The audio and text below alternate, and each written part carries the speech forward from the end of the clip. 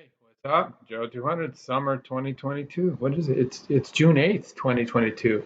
And that means your first little writing assignment is due today too. All right. You guys are due fine. Don't worry about it. It's kind of a fun assignment. You go in, you grab some data, make some charts, and then you just wax poetic. Okay, and that's it's very cool. You can look at the frequently asked questions about the assignment and how to do it, and you guys are going to do just fine. So we're in student view right now, and there it is right there. And again, you just upload it via Turnitin. Email Julia if you have any questions, and we're here to help you guys.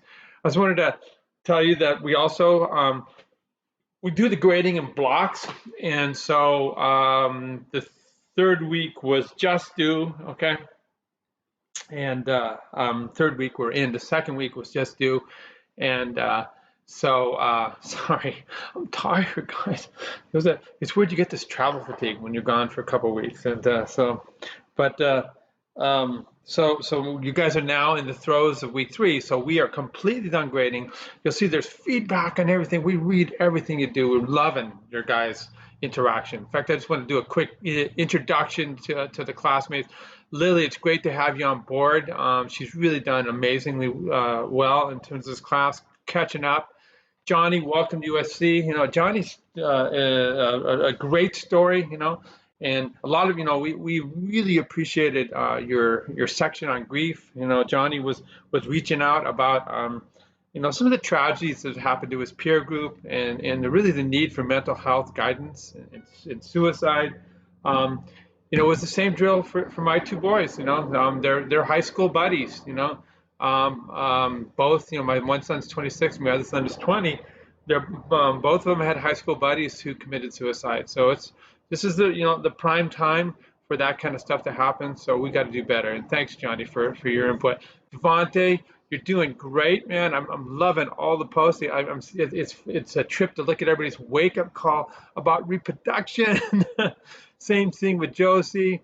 Theo, you're just really doing great. And again, getting involved about the I'm loving your business economic perspective on everything that you've been doing in class. It's been really great. Max, it's great to have you in class as well. Remember, guys, you got to do 3 in 1. Ollie, your scrape with death. That is a story like none other. What a trip! I can't even believe that you're just driving on the freeway, on the fast lane, in the carpool lane, and a light pole drops in and goes through your windshield. Ezzy, you've been incredible in terms of your discussion, and I am right there with you. Having watched, the sex discrimination that happened in terms of my wife's career, having to choose and balance this supposedly, this balance of life and family, that was oftentimes just a lot of lip service, and the cost, so this was, my son is 20 years old, so so this was, here we are, 2020. This was 2001, 2000, straight up 2000. We're going through infertility treatment, not covered by any insurance plan. Insurance plans will cover Viagra, but they won't cover this. And the cost back then for us was $20,000 in the year 2000. So it's really it's not cool. So thanks you guys for your head up. Berkeley, again, you were on the same drill of how do you balance as a woman the issue between choosing when to have children and getting your career in order. And then all of you guys have been talking about, including Ben, about this generational thing of housing, and Berkeley talked about it as well. It's like how can we ever afford reasonable housing? And it's a difficult thing. Now you can see in the background, we live in a nice place down Laguna Niguel. I just want to give you guys some hope. Okay, so I grew up in Monterey Park. Okay, I went to school at Sure High in Montebello. Of course, it was a long time ago, and I think it was easier back then. But I was from a fairly simple family. So we had 3 boys and a 2-bedroom, 1 bath. And that was good. I launched out. I worked all through college, took out student loans. Julie was the same drill. Her family was fairly middle class. in New Orleans, and she took out student loans, and we did it completely on our own. It took us a long time, all right? We had to march our way through in terms of getting lucky with housing. So it can happen to you, is what I'm trying to say. Okay, cool. Dorian, awesome discussion with you about just the trials and tribulations about being an athlete. I've been an athlete my whole life, and basically my essence, my persona is an athlete. I was the #1 tennis player in my high school. I was a great basketball player, and then I found surfing, and that took my life over. And I've had to suffer through a number of injuries. So I had 3 knee surgeries on my left knee. I was a basketball player that came down with a rebound. And your knee, it goes like this. So my knee went out sideways, and I tore the entire thing out in 1981. Okay. The surgery of 81 wasn't that good. I only got back about 40% range of motion. And then, and I made it work my whole life, surfing the world. And then it snapped in two, and I had to have a total knee replacement about 4 or 5 years ago. And then I had my shoulder go out because I did this my whole life, and it's tough,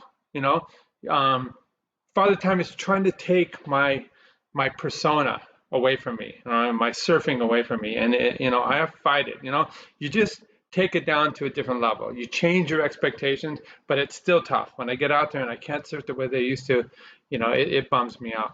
We've been loving your discussion about the issue of the wake-up call. A lot of women in class are going, oh my God, in terms of reproduction, what are we going to do? Caleb has been really tuning in as a business major and talking about the financial issues. Same with Jack. Georgina, and I've been calling you Georgie. I think that's what you told me in class. It's again your perspective from moving on to that next phase of your life. It's been really, really, really useful. Jacob, thank you. Clayton, the same drill for you. Clayton, an athlete, okay? Business acumen and in a lot of discussion. And thank you, Antoni, for your really unique perspective. In the discussion Antoni and I were having in the discussion board, I couldn't help but think about Gordon Gekko, okay? Wall Street, Michael Douglas's character, and this issue of greed and financial success, but what about the other aspects of life? And it's very interesting. Maya, thank you as well for your perspective as a woman, and we're getting a lot of really cool perspectives of just not as a woman, and Eva's a engineer, so she's right in there toe to toe in quote unquote a man's world of engineering, but also the perspective culturally. We have a really, really neat blend of cultures. Raleigh has the culture of her being a female, okay, of growing up in a different part of the community, transferring to Oregon. Awesome for you, Raleigh. Being an athlete, and that's a tough one, okay? You have this short window of being top tier competitive athlete. Now we have this thing hovering over your head of when you're gonna have kids, okay? And Patrick, you opened up your heart about, hey, my parents had kids late in life, and maybe it contributes to some of the issues like having ADD and ADHD, like I had. I was a late in lifer too, my friend Patrick. I'm the last kid. My dad was pretty old when he had me, okay? Kate, again, the perspective of a graduate, okay, of a woman, and somebody along with you and Mariah is speaking to, the future and career balance, okay? And same thing with Ethan and Daniel, really getting in there and talking about these issues, okay? So I just wanted to introduce you guys to everybody. It's been great to get to know you, okay? All right, so where are we at here? All right, so this right here is a review of the economics. This is a global scale. You're gonna see this is like, all of a sudden you're gonna be going, well, I've got this stuff, because we've been going over this stuff in class, and now it kind of pulls together the true economic issues that are being experienced globally in a lot of different economies, okay? So what you do is you bring that up, that PDF file, okay, I'm gonna bring it on board here. And again, it just talks about, people, countries, governments just didn't project. Okay, you got to have a business plan. You didn't project that, you know, we're gonna make these major scientific advances. Okay, and people are going to live longer, and that pension system you promised everybody. Okay, now you're saddled by it. Okay, so if we look at here, a number of countries are now reconsidering their pension and healthcare provisions. Okay, which account for 40%. Okay, sorry, 40% of government spending in all the advanced, okay, westernized, industrialized, major advanced countries. Okay, so they're saddled with this. Okay, and and there's this transition too. Okay, where again, when we're looking at the over 60 versus the under 15, and where the caregiving is going. Okay, and basically there's more dependence on less people, and so this is a big segment of population that's to be accounted for. All right, so they in the first part they kind of go through the domino effect of which, as we've seen, okay, which regions of the world have had to deal with this. Okay, and we see again, if we look at the different regions of the world, of course, the first one to have the major problems with this, in terms of pensions, in terms of healthcare coverage, was the European nations. Okay, they grew old earlier than any other region of the world. Okay, followed by North America, Latin America. Asia is right in there, but the reality is, when we look at the population of the Asian Pacific Island nations, in terms of raw numbers, they have more people, not on a percentile basis, but on a raw number. And so they're having to deal with this as well. Okay, and that's what this whole discussion is about. Okay, and again, we can look at, you know, these prime examples. Okay, so in this particular case, we're looking at world population changes. Okay, and we see a lot of young people down here, 2010. Okay, it's kind of like a pyramid. Older people up here, you see the age groups. We see females, we see males. Okay, and then we see the working age population right in here, and the major dependents right in here. Okay, so you can just get a graphical feel for that. Okay, and so now we see the distribution is kind of filling out. It's fatter. You have less younger people, and that's what this is all about. Okay, so what are the drivers? We already know that. Okay, so one, we have falling rates of mortality. That's what science gets us. We get rid of cancer. We get rid of heart disease. We get rid of kidney disease. We get rid of infectious diseases. COVID, we're figuring that out. Okay, and then as you guys have remarked, you know what? I got to get a career in order. I can't have kids, so fertility falls. Okay, so it changes the shift, the dynamics of the population. You guys have talked all about this already. Okay, and so, you know, what are the why is fertility happening? Well, we've heard that just right now. Okay, career first. Okay, so this is just kind of a ideational changes that accompany affluence. Okay, I want to make money. I want to get a nice house. I don't want to think about kids. Okay. And so that individual autonomy is changing our culture. Okay, I mean, here's a funny thought right here also, but with birth control, okay, and, you know, abortions, okay, sexual activity and procreation, okay, there was a disconnect. Okay, back in the day, 1700s, you kind of knew, all right, you have sex, you're going to have kids. Okay, now you can just have sex for fun. All right, and so people have elected to use modern contraception and avoid having children. Okay, so all this kind of comes into order. Okay, all righty. So then we just kind of, you know, you guys can read through this. So we have falling mortality, people live longer. Okay, we have reduced fertility, less young people. Okay, and so this all comes in. What are the implications of this? Okay. And so the implications of this is that you know, we talk about, you know, again, the distribution here, but the big thing that's coming in terms of economics, okay, is decreased fertility leads to a demographic deficit in our labor markets. So, you know, we're going to see a decline in the potential employees, especially on the manufacturing production side of things to get things done. So that's going to have to be taken over by robotics. Okay, what about the service side? Okay, waiters, waitresses, busboys, all this kind of stuff. So it's all something to think about in terms of economic growth. And so the prediction is we're going to have reduced economic growth, and then you also are going to have to finance, okay, the public welfare programs that we were talking about, the Social Security, the Medicare, all that kind of stuff, and the version that exists out there in all the other different countries around the world. So we have this demographic deficit, this transition, okay, no young people moving up, a lot of old people that are consumers, not producers. So we result in these major labor market concerns, okay? And it's, and again, this is at the government level, but it trickles down to you guys when you start operating businesses, okay?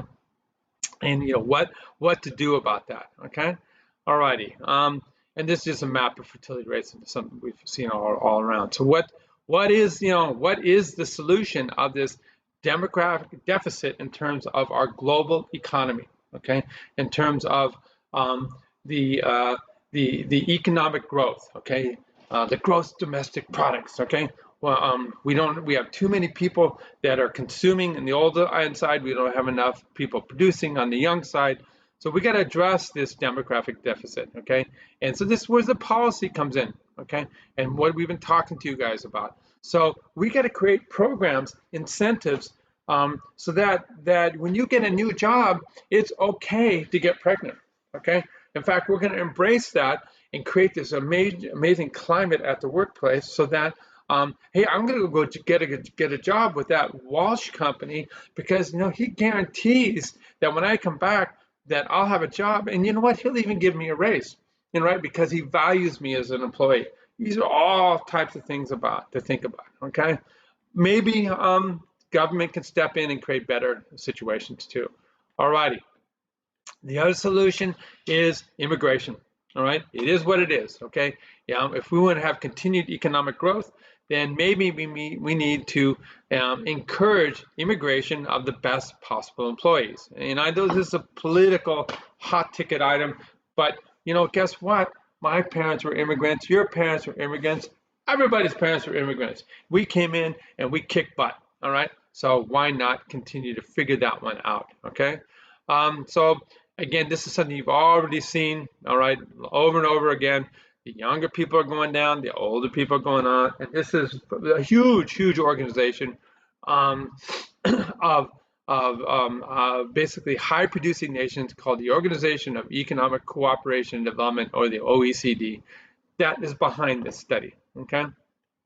Okay, so we have this change in dependency ratios, okay, all right? So what do we got to do to solve this? Okay, we need to encourage people to work longer.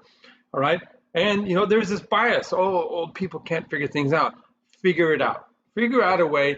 If we're having issues in terms of labor and economic growth, figure out a way to better utilize and encourage older people to stay around. Okay, that's point one right there. Okay, so what else do we have? Okay. We need to reconfigure our socialization, okay, of the economy, whether it's Europe, us, or all of Asia, okay. You can't, guaranteeing a very livable income. Either you got to tax more people to come up with that, or you're going to create better incentives for this defined contribution, this individual means of investing in your future. So this is what we're going to be honing in on that. We're going to encourage you guys to start wrapping your head around doing investing so that you'll be better prepared later on in life. And I saw that in some of the discussions as well, okay? So we also have to reconfigure long-term care and healthcare, okay, to make it more affordable, all right? So these are all big issues, okay? All right.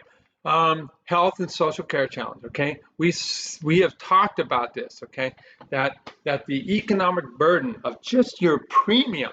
Okay, for Medicare. Okay, and all the different parts, the hospitalization, the drug policies. Okay, it can be up to 60% of your annual income.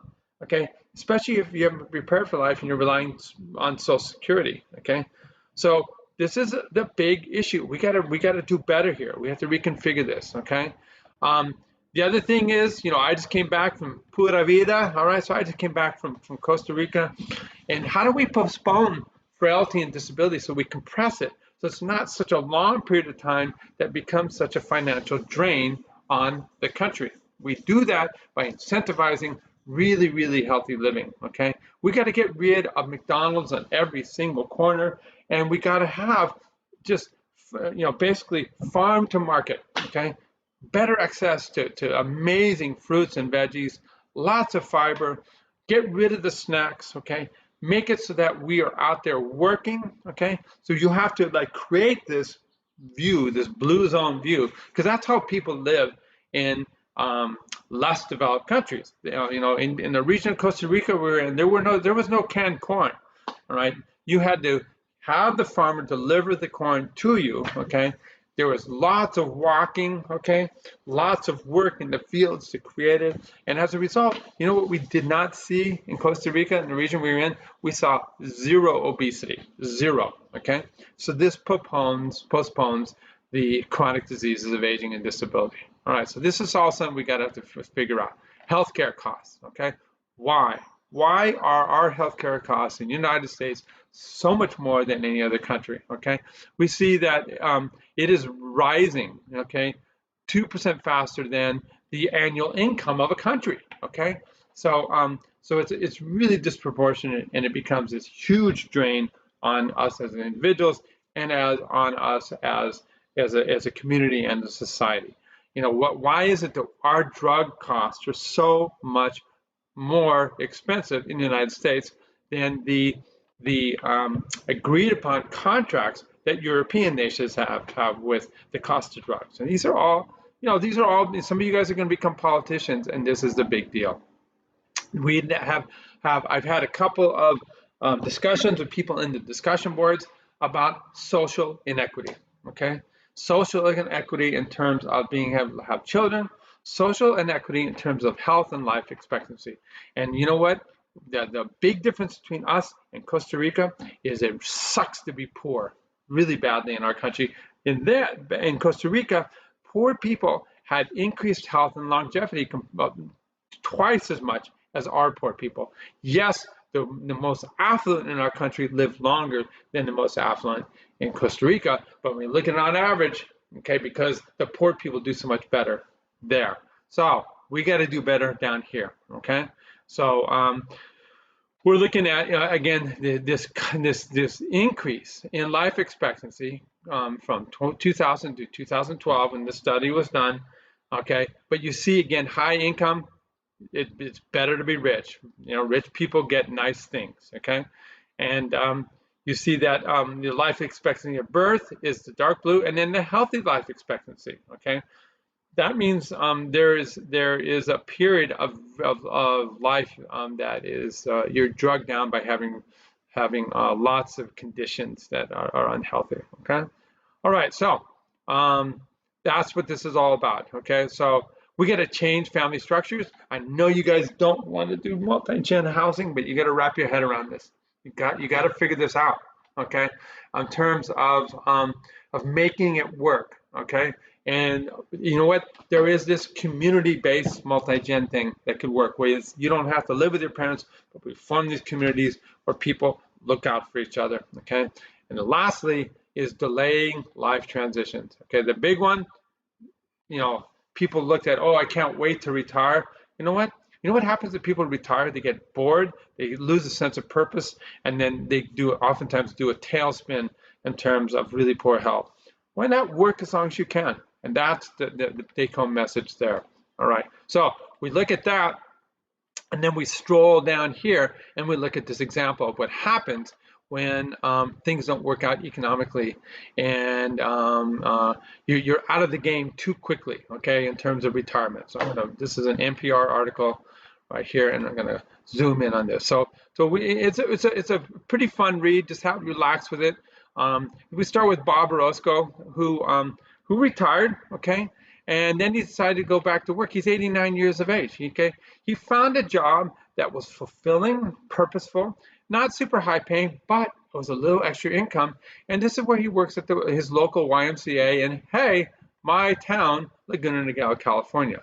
And as you read through it, you realize that Bob is doing great, Okay. All right. So there's a reference now into here the retirement concept that we're going to go over here. Okay. We're going to look at 401ks. Okay. We're going to look at individual retirement accounts. Okay. When this article was you just can't oftentimes can't anticipate dips. Okay. So and income, and we find that many people start dipping into their retirement savings to help out their grown children. Okay, so this is where you guys got to step in. Okay, you got to act your wage. Okay, and not spend so much. Okay, and anticipate the future. Okay, and then that's what this is all about. Okay, baby boomers have median savings of a little over $150,000 to what should get them through a 30-year retirement. And this is including their housing. We're going to see later on that the median, the middle of the road, individual retirement account or defined contribution account, which is a 401k or IRA, the middle of the road, separate from the equity or money people have in housing. In our country, for people that are 55 to about 60 years of age, it was about $17,000. $17,000. We got to do better. Okay. All right. So this talks about Bob working at the YMCA and really how fulfilling it is for him, and it gives him a little extra income. All right. And so when we look at the reason people stay on work is to be engaged and have a little extra income. Then we look at a couple of tragedies. Okay. So 65-year-old Kylie Cohen. Okay. She was kind of, she got divorced. She had to raise her kids. Okay. She was scrapping on nothing but Social Security as a divorced mother, food stamps. Okay. After raising her 2 kids, doesn't have a retirement account. Okay. And so she is now in housing. Okay. Luckily, right here, it's called the Long Beach Senior Arts Colony. Okay. It's affordable housing. Okay. Subsidized housing. Okay. But still, it's not enough. Okay, this is one of her neighbors right here. Okay, and when we look at Ms. Kylie Cohen's issue. Okay, 75% of her Social Security is spent on rent. This leaves, just wrap your head around this, $245 a month for everything else. All right. So, and Veronica Bryant is in the same boat. These are just really difficult tragedies, and often happens, at this generation happens to women that have slipped through the cracks, and it has to do with sex-based inequities. Okay, all righty. The alternative is, here's Carrie Eagle, 70. She was a teacher. She has a great pension. Okay, and she is giving back to the community as a volunteer, and how wonderful her life is and the sense of purpose she has. So, all right, guys, so these are all things to think about. All right, so then we get in here. Don't forget you had your quiz open. Okay, sorry, I should have said that early on. And then this is really, when you look at these trajectories we just talked about somebody's work experiences and how that's going to affect your aging. Okay, rich people get better things. Okay, and so I want you to explain how a low-paying job might kind of mold your aging experience. Okay, and you go through the discussion right here, and then we have the issue of joblessness. Now, these videos were produced during the recession, 2008, 2009.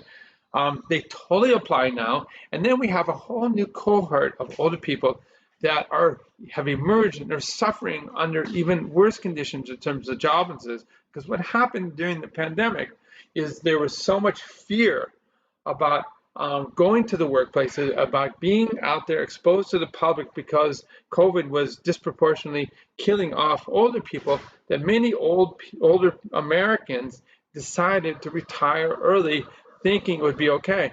What do we have now? We have that income that they set aside, and then we have inflation, okay?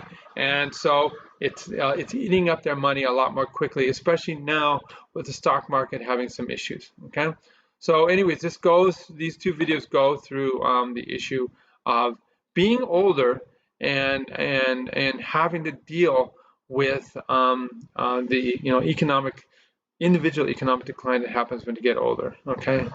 And do your skill sets and education match the current world? So awesome, guys. So that's what that's all about.